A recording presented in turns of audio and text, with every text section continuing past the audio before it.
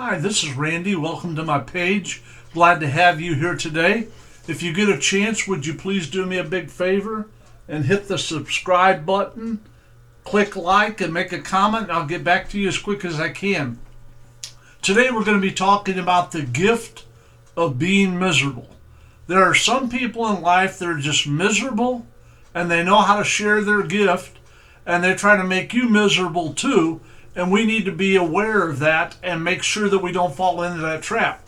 Most people who are around you are probably positive, encouraging, and they're good people, and they're not critical of you or negative to you or unhealthy for you. But there are people that are that way, and sometimes it's even relatives that you have to interact with a lot more than you do friends. Some friends, if they're not good for you, you can kind of stay away from them. You can kind of not go to places they go, etc. Sometimes if you have family members, it's really hard, especially when you have Thanksgiving, Christmas, or whatever. You're going to see them, and they have that gift of being miserable. There's always people who say the wrong things at the wrong times, and some people just have that gift of being miserable.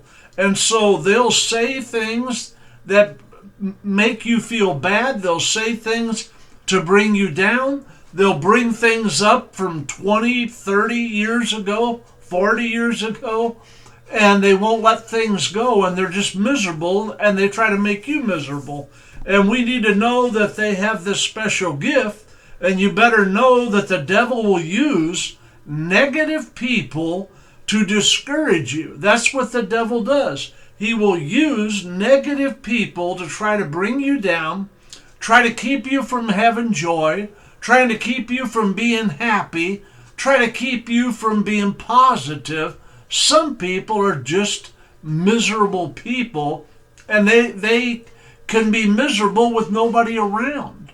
Let me tell you a little quick one here today, maybe kind of tie into this being by yourself. There was a man that was on an island for over 20 years. He hadn't seen anybody. And one day he woke up and there was a ship out there in the harbor. He lit a fire, started waving his hands, screaming and hollering. So they brought in a rowboat with 5 or 6 guys and got out. And they said, "Where's everyone at?"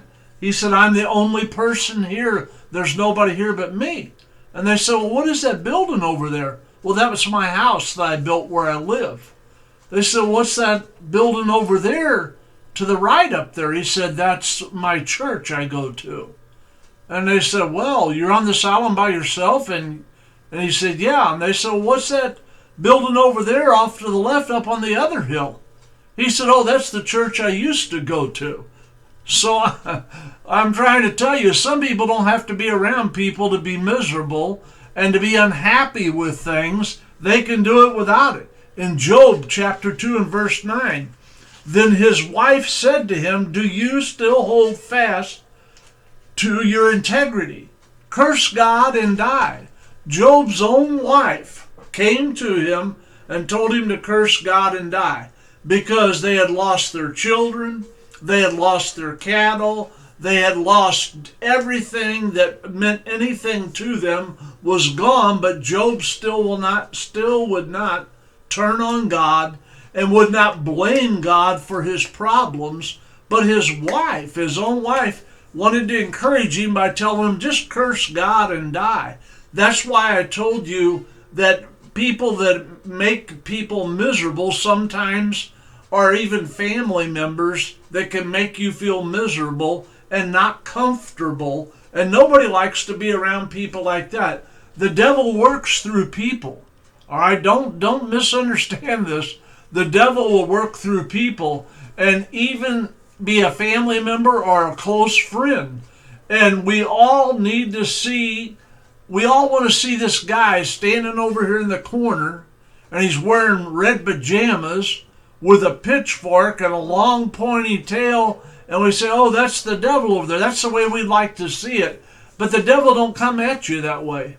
He comes at you with friends, relatives, associates, people that you know, a lot of them you trust, and he uses them to try to make you miserable and try to discourage you. He's not going to stand at the end of your bed with a red pajama outfit on with a pitchfork and a tail letting you know, hey, I'm here to make you miserable. He's going to work through people. Job's wife, her example challenges to confront the doubts and fears that we face in life and to trust in God.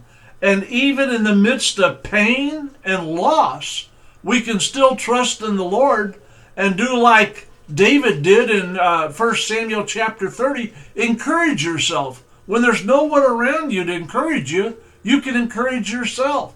When everyone wants to stone you like they did David, his own men wanted to stone him and kill him, he still encouraged himself in the Lord. Sometimes you have to do that on your own without other people.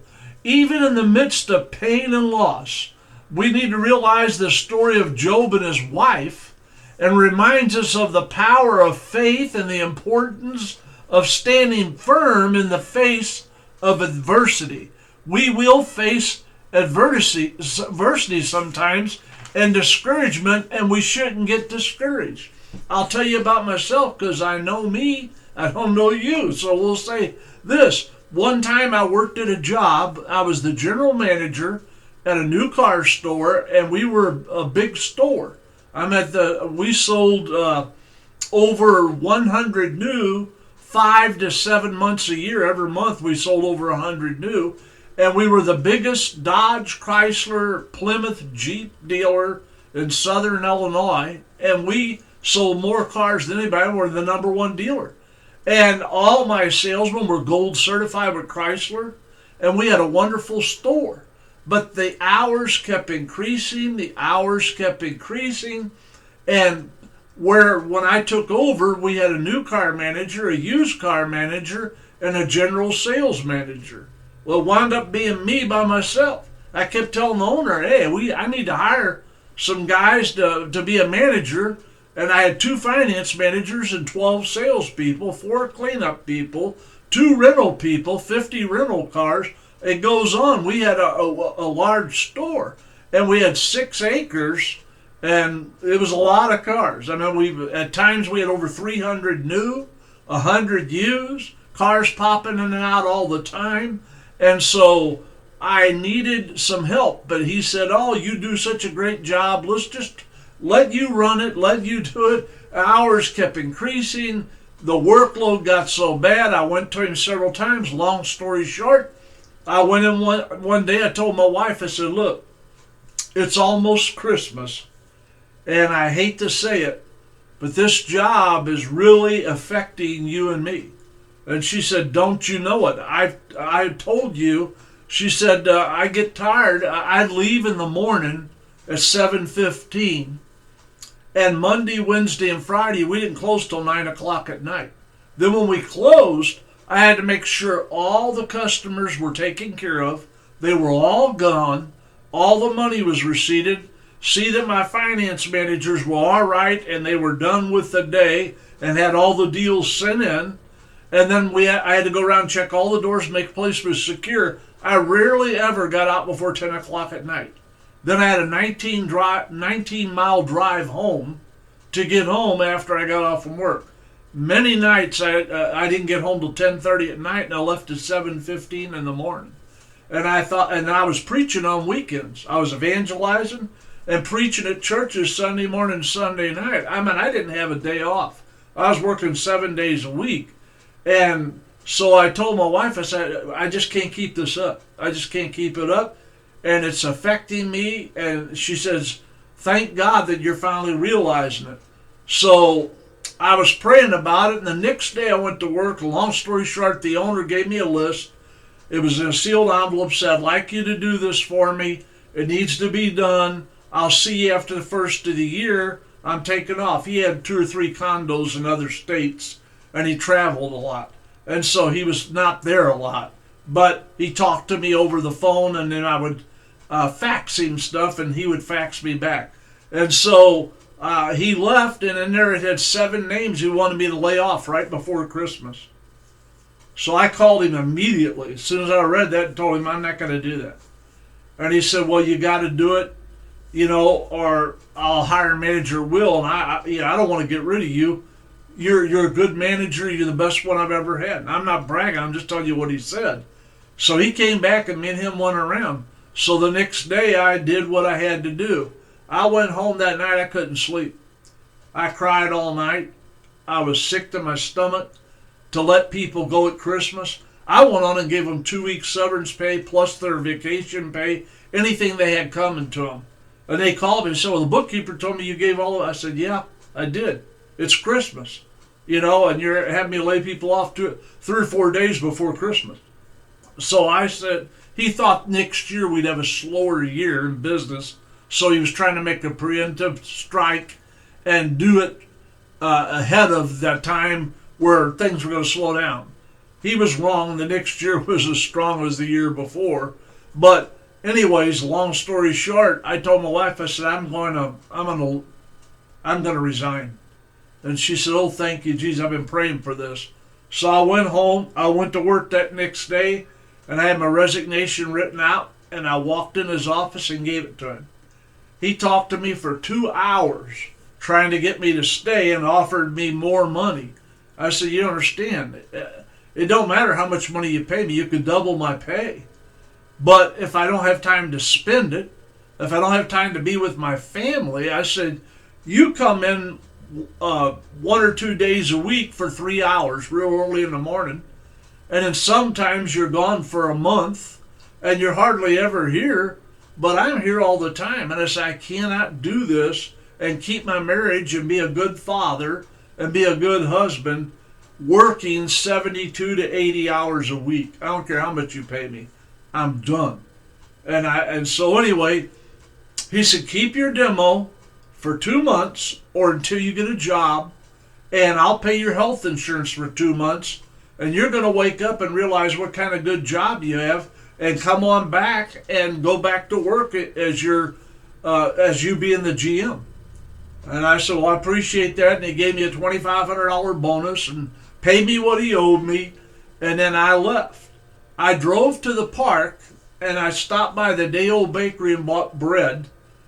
I think back then it was 25 cents a loaf or something like that. I went out the park to feed the ducks. I'm sitting by the pond throwing food in there, bread, feeding all these ducks. And in those days, our cell phone was in a bag and it was in your car. You didn't carry it with you. I had a pager on my side. I got a page.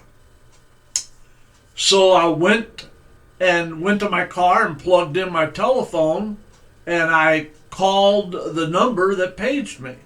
And it was a guy I went to church with. Now let me back up and tell you this. I'm trying to show you how God works and how negative people are not good for you, but how God can do things in spite of negative people. I called, my mother had let her phone number go that she had for 42 years because she had a man that constantly harassed her back in those days years ago, and he kept calling her 2, 3 in the morning. He wouldn't leave her alone. Me and him got into it over the phone several times. Didn't know where he lived. We called the police anyway, so she changed her number. Well, there was around the arch in St. Louis, if you go 50 miles, at that time there was 3.1 million people in that radius. My mom let her phone number go. When I saw that phone number, I thought, well, my mom got her old phone number back.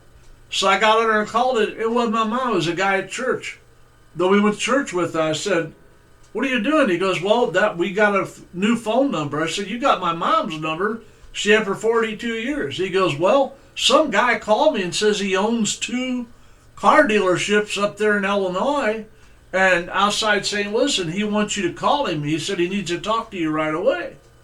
I said, okay, his name Dave? He goes, no, his name's Brian. I thought, oh my God. Well, that owner that I worked for, he owned half of a store with a guy named Brian, and then Brian owned another store, 100% of it, and he was a Christian man. So I called him, and I said, what's up? He goes, I got a job for you. I want you to come work for me. I want you to be my general sales manager at the store over there in Columbia, Illinois. and then I want you to come up to Vandalia now and then and check on things for me. And I want you to buy all the cars for my 2 stores, work all the sales. Go to Kansas City, go to Lee's Summit, Missouri, go up to Indianapolis, Indiana, St. Louis, buy all the cars. I'll pay you. I'll furnish your health insurance. I'll give you a demo, buy your gas. Come work for me. So I said, all right, I'll do it. He said, take your car back over there to Dave's place, and I'll have one of my guys waiting for you. He'll pick you up. So I went to the store, and when I went in, he goes, oh, you decided to come back to work. He was getting ready to leave. I said, no, I got a job somewhere else. You told me if I got a job, bring the car back. He goes, you only been gone 3 hours. I said, I know. He goes, where are you going to work? I said, for Brian. Boy, he started cussing, got mad. He rarely ever said a cuss word. And he got mad and goes, I can't believe he did that. And I said, did what? He goes, hire you away from me. He goes, you need to stay here. I pay you more money than he can. I said, yeah, but he's going to give me better hours. So I said, he closes at 7 at night, not 9 o'clock. And I'm not required to stay beyond that. Also, he goes to work a half hour later in the morning than you. And he's going to give me a day off every week. And we're going to work other things out. So he was aggravated. I went, now what are you telling me? I'm telling you, God moves in mysterious ways. He has a guy call me that I hadn't even told nobody that I quit my job, but he called him and told him that I did. He calls a number he had for my mother because he didn't have mine. My mother didn't have the number.